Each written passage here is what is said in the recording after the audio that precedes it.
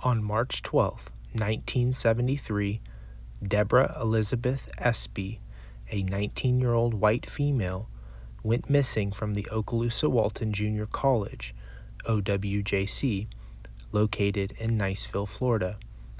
The missing persons investigation was initiated by the Niceville Police Department, and the Florida Department of Law Enforcement took over as the lead investigative agency. On April 17, 1973, the body of Miss Espey was located off of Rocky Bayou Drive by a subject from the U.S. Air Force Base who was riding an off-road motorcycle. Miss Espey's body was located buried in a shallow grave. The gravesite was located just north of State Road 20, now John Sims Parkway, and east of Rocky Bayou Drive. The area at the time of Miss Espey's death was a wooded, non-residential area. But based on the information that I have seen online, she was supposedly located 0.4 of a mile north of State Road 20 and east of Rocky Bayou Drive, which, looking straight ahead of us right here, is Rocky Bayou Drive. So somewhere in that area over there, there was a dirt road that led off of this area. It was non-residential at that time, and she was discovered by a captain in the Air Force who was riding his motorcycle. All right, so we are on the way now to look at some of the locations of interest involving the homicide of Debra Espey in March of 1973. All right, so we are traveling on College Boulevard.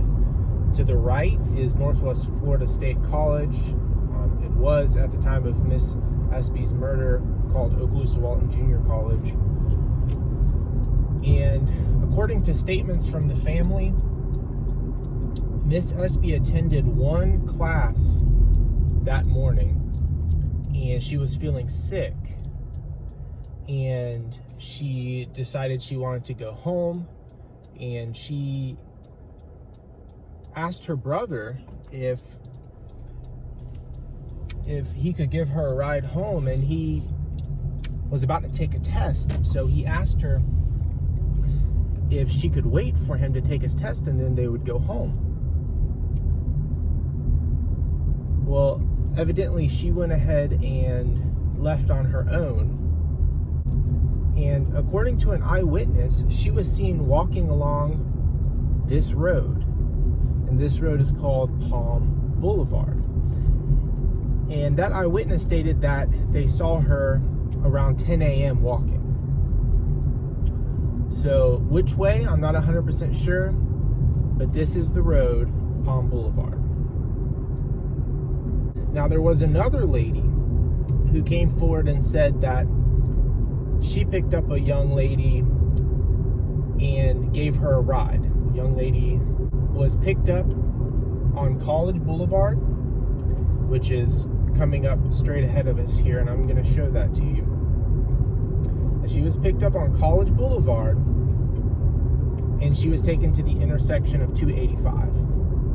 And I'm gonna show you where that intersection is. This is College Boulevard right in front of us, OWJC, or as it's now called, Northwest Florida State College, is right in front of us. All right, so this is College Boulevard here. And this lady said that she gave a ride to a young lady up to the intersection of 285.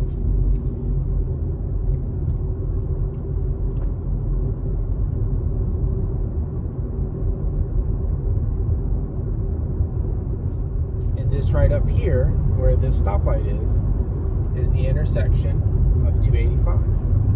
Now, we don't know for sure whether the young lady that she gave a ride to was Miss Espey. It was included in the news reports as some information, but we don't know if that was Miss Espey. It might have been. And if it was, she was dropped off at this intersection. A custodian who worked at OWJC came forward claiming that he had seen Miss Espey at around 5 p.m. on March 12th. He said as he was pulling into the campus to report to work, he saw her riding in the passenger seat of a vehicle being driven by a male student. This male student became a person of interest. Police investigated him heavily. However, there was not enough evidence to prove that he was the one responsible for the murder.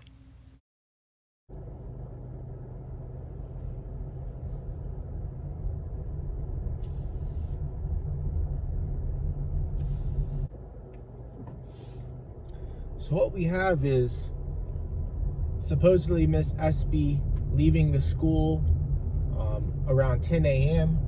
She was spotted around 10 a.m. on Palm Boulevard.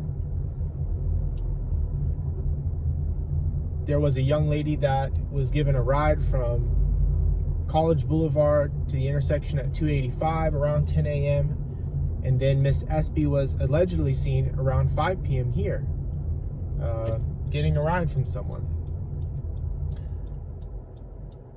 Now, when it's all put together, that's not a clear storyline. We don't know exactly what that means. Miss Espey's whereabouts during the day are unknown. But what is known is that she never made it home that day, and she was discovered murdered more than a month later off of Rocky Bayou Drive, buried in a shallow man-made grave.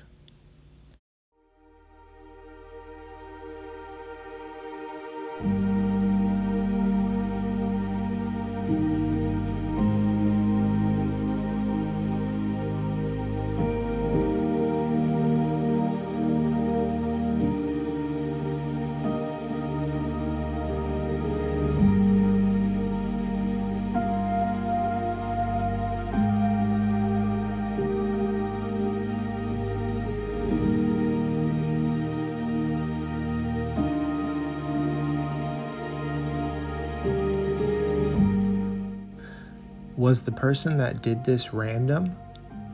Was this someone she knew?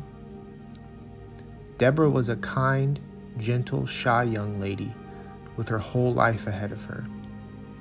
She volunteered at the local elementary school, and she was very active in her church. She never had any serious boyfriends. The person who did this stole her life. They stole her future. Potential children she was going to have one day are not here because of what this monster did. The pain and damage that was inflicted is insurmountable. She will never be forgotten. She is now sheltered in the arms of God for all of eternity. I pray that the person that committed this heinous act will be held accountable. I believe this case will be solved.